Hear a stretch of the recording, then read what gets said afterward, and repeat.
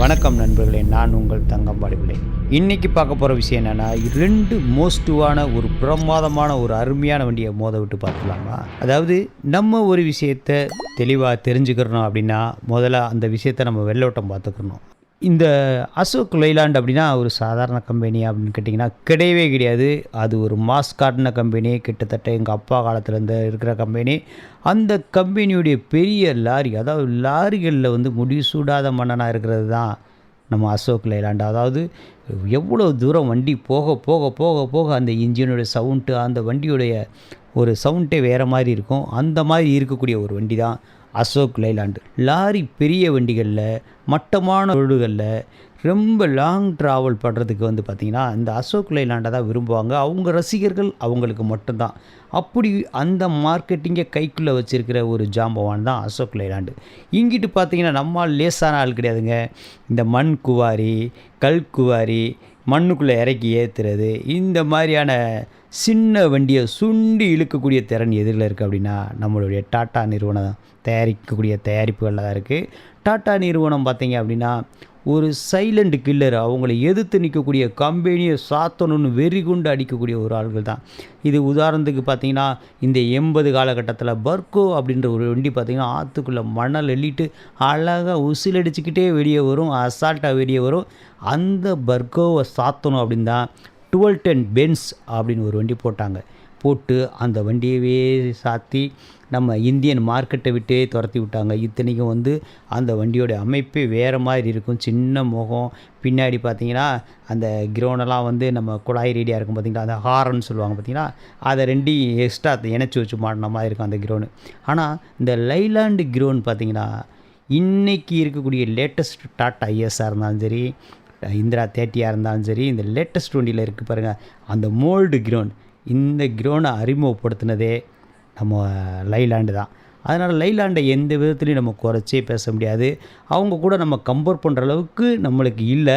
இருந்தாலும் எனக்கு இருக்கிற அந்த லேசான அந்த மெக்கானிக் டெக்னாலஜியை வச்சு கம்பேர் பண்ணி பார்ப்போம். அதில் உங்களுக்கு இந்த வகையான வண்டி செட் ஆகும் அப்படின்னா நீங்கள் எடுத்துங்க. அதாவது ஒரு மட்டமான ரோடுகளில் ரொம்ப லாங்காக ட்ராவல் பண்ணணும் அப்படின்னு ஆசைப்பட்டிங்கன்னா அதுக்கு அசோக் லைலாண்டு தோஸ்து படா தோஸ்து செம்மையாக இருக்கும். அப்படி படா தோஸ்து செம்மையாக இருக்கிற வண்டியை எதிர்த்து நிற்கக்கூடிய டாட்டா கம்பெனியோட இந்திரா 70.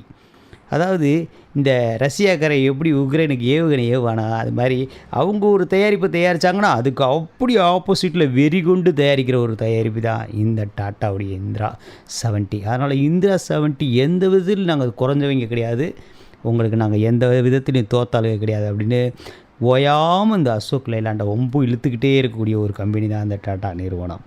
ஆனால் பார்த்தா பெரிய காமன் மேனாக இருப்பாங்க, ஆனால் சைலண்ட் கில்லர்கள்.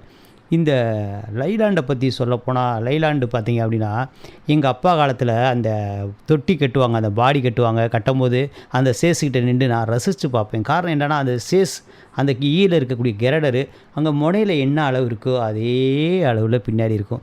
ரெண்டாவது இந்த சேஸில் பார்த்திங்கன்னா இந்த டாட்டா ஐட்டத்தில் அங்கங்கே ரிவிட்டு போட்டு ஃபிக்ஸட் பண்ணியிருப்பாங்க. ஆனால் இவங்க அப்படி கிடையாது, எல்லாத்தையும் கலட்டி மாட்டுற மாதிரி போல்டு நட்டு தான் போட்டிருப்பாங்க. அதனால் இந்த லைலாண்ட் ஐட்டத்தை பொறுத்தளவுக்கு எல்லா பகுதியும் நம்ம வந்து கலட்டி என்ன செய்யலாம், ஈஸியாக ரிப்பேர் பண்ணலாம். அந்தளவுக்கு வந்து ஒரு செம்மையான ஒரு கட்டுமான அமைப்பை வந்து கொண்டது தான் இந்த அசோக் லைலாண்டு. அந்த அசோக் லைலாண்டு பார்த்திங்க அப்படின்னா அதே போல் இன்றைக்கும் இவ்வளோ நவீன காரியத்திலையும் இந்த இன்ஜினுடைய பம்பு, அதாவது இந்த இன்ஜினுடைய இருதயமாகிய அந்த பம்பு இருக்குது பார்த்திங்களா, அதுதான் வந்து அந்த சிலிண்டர்களுக்கு அதாவது இன்ஜினுக்குள்ளே பார்த்திங்கன்னா பிஸ்டன் பேரன் இருக்கும், நம்ம அடிபைப்பு வாசர் இந்த மாதிரி இருக்கிற மாதிரி அதுக்குள்ளே போய் இந்த எரிபொருளையும் காற்றையும் கலந்து உள்ளே பம்ப் பண்ணி அதை வந்து பொருத்தி விட்டோன்னே அங்கே ஒரு வெடி நடக்கும்போது அது அப்படியே கீழே இறங்கும். அது வந்து ஒரு சைக்கிளில் பெடல் போடுற அனுபவத்தில் அந்த கிராங்க் சாப்டை சுற்றி விடும். அப்படி சுற்றி விடும்போது தான் அந்த வண்டி வந்து ஓடும். இதுதான் வந்து இந்த ஆயில் இன்ஜினுடைய ஒரு டெக்னாலஜி. நம்ம அந்த பழைய ஒத்ரவா மோட்டாருக்கு பாருங்க, டப்பு டப்புன்னு நம்ம மோட்டாரில் போய் குளிப்போம் பாருங்கள் கிராமங்களில், அந்த மாதிரி தான் இந்த இன்ஜின். அதில் வந்து இந்த பம்பு நாசியில் இவ்வளோ நவீனமான காலகட்டத்திலையும் இந்த எலக்ட்ரானிக்கை வந்து பெரிய அளவில் உள்ளே வந்து செலுத்தாமல் வச்சுருக்கிற ஒரு கம்பெனியும் இந்த அசோக் லைலாண்ட் தோஸ்த் தான். எவ்வளோ தான் சென்சார் கொடுத்து எல்லாம் பண்ணியிருந்தாலும் அந்த பம்பு நாசில்னு வரும்போது இப்போ பார்த்தீங்கன்னா பாரத் பென்ஸ் அப்படின்னு கிட்டத்தட்ட 15 டயர் வண்டி 20 டயர் வண்டிலாம் இருக்குது பார்த்தீங்களா, அந்த வண்டியில் பார்த்தா இம்புட்டு கொண்டு தாங்க இருக்குது, இதுதான் வந்து பம்பு அப்படின்னாங்க. என்னென்னா வெறும் 3/4 இன்ச்சு பைப்பு 3/4 அடி தான் இருக்குது, இதுக்கு பேர் தான் பம்புன்றாங்க. ஒரு 1.5 கிலோ கூட கிடையாது. ஆனால் உண்மையிலே பம்பு எப்படி இருக்குன்றீங்க, கிட்டத்தட்ட 30 கிலோ 35 கிலோ அலுமினியத்தில் வெயிட்டாக இருக்கும், செம்ம வெயிட்டாக இருக்கும். லைலாண்டு பம்பெல்லாம் கழட்டி என் ஃப்ரெண்டு காலில் நைட்டில் அமுக்கி நாங்கள் கத்தி குமிச்சு நாங்கள் போய் தூக்கி விட்ருக்குறோம். அந்த மாதிரி வெயிட்டான ஒரு வண்டி அது. அந்த மாதிரி அசோக் லைலாண்டு வந்து என்றைக்குமே மாசு, எத்தனை பேர் அடித்தாலும் எவ்வளோ அடித்தாலும் தாங்குவேன் அப்படின்ற ஒரு கம்பெனி தான் அந்த கம்பெனி. அந்த கம்பெனியை குறி வச்சு நம்ம டாட்டா கம்பெனி வந்து அடிச்சிருக்கிறாங்க அப்படின்னா இந்த V70ல் அடிச்சிட்டாங்கன்னு தான் நினப்பேன். ஏன்னா இதில் எதை வச்சு அடிச்சிட்டாங்கன்னா அந்த முகம் பார்த்திங்கன்னா அந்த V70ல், அதாவது லைலாண்டு தான் அந்த மட்டமான முகம் கொண்டு வருவாங்க, பென்ஸு தான் அந்த ஊசியான முகம் கொண்டு வருவாங்க. இந்த ஊசியான முகம் என்னென்னா, நம்ம இருக்கிறது ஒரு காற்று உலகம், எப்படி தண்ணிக்குள்ளே மீன் இருக்குதோ அது மாதிரி காற்றுக்குள்ளே தான் நம்ம இருக்கிறோம். ஏன்னா அதனால தான் பல டன் உள்ள ஏரோப்ளைன் கூட என்ன செய்யுது, வெயிட்டை தூக்கிட்டு வானத்தில் நம்மளுக்கு மேலே தலைக்கு மேலே பறந்து போகுது, காற்றை பம்ப் பண்ணி கீழே அந்த ரெக்கையை அமுக்கி பறந்து போகுது. அந்த மாதிரி காற்று உலகத்தை காற்றை செதுக்கிட்டு போகிற அளவுக்கு தான் அந்த மூஞ்சி வந்து ஊசியாக அமைச்சிருப்பாங்க. ரெண்டாவது இந்த பென்சிலெலாம் பார்த்திங்கன்னா அந்த 1210 மூஞ்சி ஊசியாக இருக்கும், அதில் ஃப்ரண்டில் இன்ஜின் இருக்கும், அதுக்கு அந்த இன்ஜினுக்கு பின்னாடி தான் சேஃபாக உட்காந்துருப்பார் நம்ம டிரைவர். ஆனால் இன்றைக்கி நவீன காலத்தில் முன்னாடி தான் டிரைவர் உட்காந்துருக்காரு, இன்ஜின் பூரா பின்னாடி போயிடுச்சு. ஆனால் இப்போ பார்த்திங்கன்னா இப்படியே உல்ட்டாவாயிடுச்சுங்க. அதாவது இந்த தோஸ்து தான் வந்து மட்டமான மூஞ்சி பார்ப்பாங்க, ஆனால் அந்த தோஸ்து கம்பெனிக்காரங்களே சின்ன ரக வண்டியில் அழகாக ஊசி மூஞ்சி போட்டு அழகாக கண்ணாடியை ஏற்றி விட்டு அந்த காற்றை செதுக்கிட்டு போகிற மாதிரி செஞ்சுருக்காங்க. அந்த தோஸ்துலேயும் படா தோஸ்துலேயும் அதுவே உங்களுக்கு வந்து மைலேஜ் கொடுக்குறதுக்கான வாய்ப்பு அதிகமாக இருக்குது. ஆனால் நம்ம ஆளுகளும் அதை ஒன்றும் ஃபீட் பண்ணல, மட்டமான மூஞ்சியை போட்டால் அந்த இந்திரா 30 இந்திரா 50 இந்திரா 70 பார்த்திங்கன்னா அதை மட்டாக போட்டதால வண்டியை வந்து ஃபேன்சியாக அழகாக கொண்டு வந்திருக்காங்க. அதுமாதிரி கேபினில் நம்ம காலை நீட்டி உள்ளே படுக்கலாம், அவ்வளோ அருமையான கேபின். அதுவும் 3 நாளுக்கு அனுமதி வாங்கியிருக்கிறாங்க. அதனால் கேபின் பிரமாதம். தொட்டி ஒன்றும் பெருசாக சொல்லிக்கிற மாதிரி இல்லைங்க, இந்த தொட்டியும் அந்த தொட்டியும் 1 இன்ச்சு தான் வித்தியாசம். அதாவது 9 அடி 7 அங்குலம் நீளம் டாட்டா இந்திரா 70, 9 அடி 7 அங்குலம் நீளம். அதே மாதிரி அகலம் பார்த்திங்கன்னா 5 அடி 7 அங்குலம் அகலம். இது வந்து டாட்டா இந்திராவில் உள்ள அகலம். இதே தோஸ்தில் படா தோஸ்தில் பார்த்திங்க அப்படின்னா 9 அடி 8 அங்குலம் நீளம். அதே மாதிரி பார்த்திங்கன்னா இங்கே அகலம் 5 அடி 9 அங்குலம் அகலம். இவ்வளோ தான், 1 இன்ச்சு தான் வித்தியாசம் தொட்டி. ஆனால் பேலோடு பார்த்திங்கன்னா இவங்க 1350 கிலோ ஏற்ற சொல்கிறாங்க, யார் தோஸ்துக்காரவங்க. இதே இது இங்கே பார்த்திங்கன்னா 1700 கிலோ ஏற்றிக்குங்க அப்படின்றாங்க. அதே மாதிரி 2 வண்டியுமே பார்த்திங்கன்னா ஸ்ப்ரிங் பிளேட்டு எல்லாமே செம்மையாக இருக்குது, ஸ்ப்ரிங் பிளேட் டைப் தான், சஸ்பென்சர்லாம் கிடையாது, அழகாக நீட்டாக பண்ணியிருக்கிறாங்க. அதே மாதிரி டயரும் நல்ல டயரு, அருமையான டயரு. அதே போல் பார்த்திங்கன்னா 2 வண்டியும் பவர் ஸ்டேரிங் அழகாக அப்படியே உள்ளாங்கையிலேயே வச்சு லேசாக இது பண்ண. முந்தியெல்லாம் வந்து அந்த டிரைவர் அந்த வட்டையை பிடிச்சி திருப்பணும்னா கையெல்லாம் காப்பு காய்ச்சி போயிருக்கும். இப்போல்லாம் அப்படிலாம் தேவையே இல்லை, நீங்கள் உங்களுடைய உள்ளாங்கையில் எடுத்து அப்படியே அப்படி ஸ்டேரிங் மேலே வச்சுட்டா போதும், ஒத்த கையை வச்சுட்டா போதும். அப்படி லெஃப்ட்டை தட்டினா லெஃப்ட்டில் பறக்கும், ரைட்டை தட்டினா ரைட்டில் பறக்கும். அந்தளவுக்கு பவர் ஸ்டேரிங், 2 பக்காவான பவர் ஸ்டேரிங். இதில் இந்த இந்திரா 70 எப்படி வின் பண்ணும் அப்படின்றத நான் யூகிக்கிறேன். அப்படின்னா அந்த வண்டியில் பார்த்திங்கன்னா அந்த சிலிண்டர் அந்த பிஸ்டன் வந்து பார்த்திங்கன்னா 3 பிஸ்டனில் இயங்கக்கூடிய வண்டியாக இருக்குது. இது நம்ம தோஸ்து படா தோஸ்து வந்து 3 பிஸ்டனில் இயங்கக்கூடிய வண்டியாக இருக்குது. ஆனால் நம்மளோட இந்திரா 70 வந்து 4 பிஸ்டனில் இயங்கக்கூடிய வண்டியாக இருக்குது. 4 பிஸ்டன்னாலே அது வேறு லெவல் தான். ஆனால் பிஸ்டனுடைய அளவெல்லாம் ஒரே மாதிரி தான் இருக்குது. அதே போல் மைலேஜ் பார்த்திங்கன்னா கம்பெனிக்காரவங்க சும்மா கூட குறை சொல்லுவாங்க. இன்றைக்கி பார்த்திங்கன்னா இதில் 1350 கிலோ தான் ஏற்றுங்க படா தோஸ்தில் அப்படின்னு சொல்லி கம்பெனி சொல்லியிருக்கு. அது எப்படின்னா, நீங்கள் முந்தியெல்லாம் வந்து இந்த டேட்டா கார்டு ரீசார்ஜ் பண்ணும்போது சொல்லியிருப்பாங்க, 1 GB டேட்டா வந்து 100 ரூபா அல்லது 250 ரூபா அப்படின்னு இருப்பாங்க. ஆனால் அது கீழே நல்லா படித்து பார்த்திங்கன்னா தெரியும். அதாவது 1 GB டேட்டா வந்து 240 ரூபா அப்படின்னு எழுதி நம்ம பணம் கட்டியிருப்போம். ஆனால் சொல்லுவாங்க இது உங்களுக்கு வந்து 28 நாள் வேலிடிட்டி, ஆனால் 1 GB டேட்டா வந்து ஃப்ரீ அப்படின்னு எழுதியிருப்பாங்க. ஏன்னா அதுதான் ட்ரிக்கு. அது மாதிரி கம்பெனி வந்து என்ன சொல்லுவாங்கன்னா ஒரு குறைஞ்சபட்சம் தான் சொல்லுவாங்க. இப்போ டாடா ஏஸுக்குனா 710 கிலோ தான் ஏற்றுன்னுவாங்க.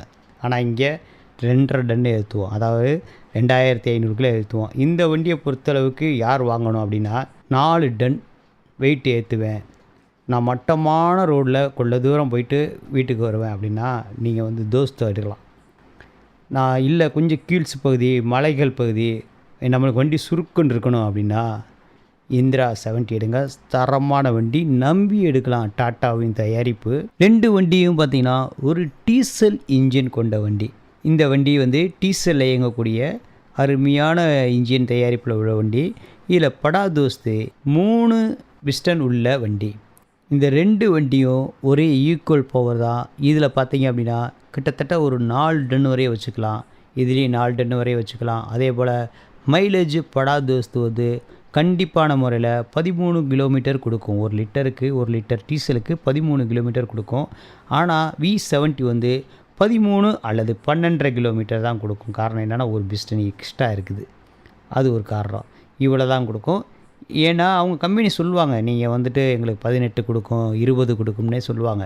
20 கொடுக்கும் அப்படின்னா நீங்கள் வந்து அவங்களுடைய தொட்டியில் அவங்க சொன்ன அந்த 1500 கிலோவை ஏற்றிக்கிட்டு அந்த 1700 கிலோவை ஏற்றிக்கிட்டு போனீங்க அப்படின்னா அவங்க சொன்ன மைலேஜ் வந்து கிடைக்கும். இது நான் சொல்கிறது வந்து அனுபவபூர்வமாக நிரூபிக்கப்பட்ட டிரைவருடைய அனுபவங்களை தான் அவங்ககிட்ட சொல்கிறேன். அதே போல் பார்த்திங்கன்னா இந்த டாட்டா இந்திரா V70ல் அவங்க ஏற்ற சொல்லக்கூடிய லோடுடைய அளவு எவ்வளோனா 1700 கிலோ. அசோக் லைலாண்ட் படா தோஸ்தில் பார்த்தீங்கன்னா i3 மாடலில் ஏற்றக்கூடிய லோடு எவ்வளோ அப்படின்னா, நீங்கள் அந்த தொட்டிக்கு மேலே ஏற்றக்கூடிய லோடுடைய அளவு எவ்வளோ அப்படின்னா 1350 கிலோ ஏற்றுங்கன்றாங்க. இங்கே 1700 கிலோ ஏற்றுங்கன்றாங்க. நம்ம டாட்டா தயாரிப்பில் V70 வந்து 1700 கிலோ. இது பார்த்திங்கன்னா 1350 கிலோ ஏற்றுங்க அப்படின்றாங்க. ரெண்டுமே பவர் ஸ்டேரிங்கு, ரெண்டுமே பேக்கில் ஸ்ப்ரிங் பிளேட்டு அமைப்புள்ள ஒரு அருமையான வண்டி. 2 வண்டி தொட்டியுமே ஒரே அளவில் தான் இருக்கும். அதே மாதிரி இன்ஜினுடைய ஹெச்பி திறன் பார்த்திங்கன்னா ரெண்டுமே சேம் தான். ரெண்டுமே 80 ஹெச்பி உள்ள மோட்டார் தான் 2 இன்ஜினும். ஆனால் இந்த இன்ஜினில் என்ன டிஃப்ரெண்ட் அப்படின்னா, இந்த படா தோஸ்தில் வந்து 3 பிஸ்டனில் இயங்கக்கூடிய 3 சிலிண்டரில் இயங்கக்கூடிய இன்ஜின். ஆனால் நம்ம V70ல் பார்த்திங்கன்னா 4 சிலிண்டரில் இயங்கக்கூடிய இன்ஜின். படா தோஸ்தில் பவர் ஸ்டேரிங், அதே போல் V70லையும் பவர் ஸ்டேரிங். பவர் ஸ்டேரிங் அப்படின்னா சில பேருக்கு தெரியாது. அதாவது நீங்கள் திருப்பும் போதே அதுவே சேர்ந்து திருப்பக்கூடிய இன்ஜின் அமைப்புள்ள கம்ப்ரஸிங் மெக்கானிசம் உள்ளது தான் பவர் ஸ்டேரிங். அதாவது முந்தைய நம்ம டிரைவர்கள்லாம் என்ன செய்வாங்கன்னா, அந்த ஸ்டேரிங்கை போட்டு தரன்னு இழுப்பாங்க. இழுக்கும் போது அந்த வீலவே பிடிச்சி சுற்றும்.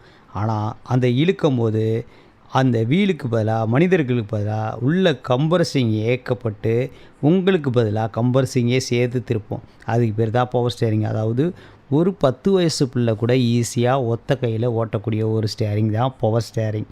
அதனால் 2 வண்டியுமே எதுக்கும் குறைஞ்சதில்லை. அதேமாதிரி சீட்டு, கேபினில் ஒரு ஆளே படுத்து தூங்கிக்கலாம். இங்கே பாருங்கள், ஆளே படுத்து தூங்குறாரு.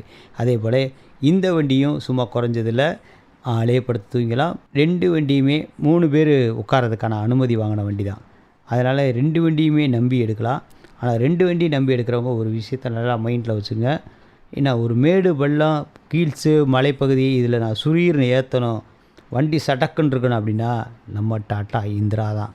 அதே இது நீங்கள் லாங் ரூட்டில் ஒரே மிதமாக பிடிச்சி போகிறவராக இருந்தால் பட்டா தோஸ்து செம்ம மாசாக இருக்கும். இப்படிக்கு உங்கள் தங்கம்பாடி. நன்றி, வணக்கம்.